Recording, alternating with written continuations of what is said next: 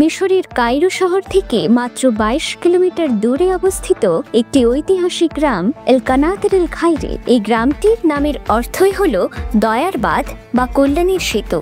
গ্রামের বুক ছিঁড়ে বয়ে গেছে নীল নদী, আর তারই উপর তৈরি হয়েছে মিশরের অন্যতম পুরনো বাঁধ ডেল্টা পেরেজ। এই বাঁধ প্রথম নির্মিত হয় 1862 সালে। পরবর্তীতে 1939 সালে তা আধুনিকভাবে পুনর্গঠিত হয়। এটি কেবল একটি বাঁধ নয়, বরং পুরো নীল ডেল্টা অঞ্চলের কৃষিকাজ ও পানির চাহিদা পূরণে একটি গুরুত্বপূর্ণ সেচ প্রকল্প।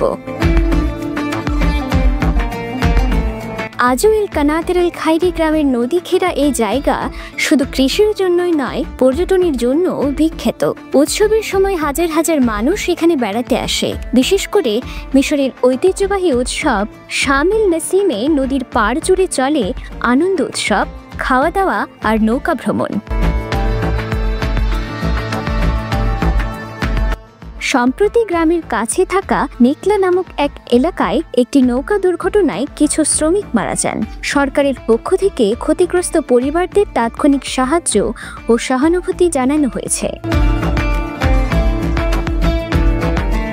এলাকা ঘুরে দেখা গেছে এখানকার মানুষজন খুবই বন্ধুবান্ধব প্রকৃতির, আর গ্রাম জুড়ে ছড়িয়ে আছে ইতিহাস, প্রকৃতি আর আধুনিক প্রযুক্তির এক অপূর্ব সংমিশ্রণ।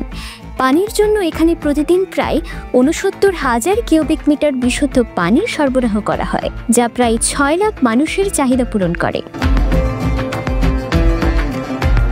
এই ছিল মিশরের এক ঐতিহাসিক গ্রামের গল্প এল কানাতির এল খাইরে, যেখানে বাঁধ শুধু পানি ধরে রাখে না, ধরে রাখে মানুষ ও প্রকৃতির বন্ধনও।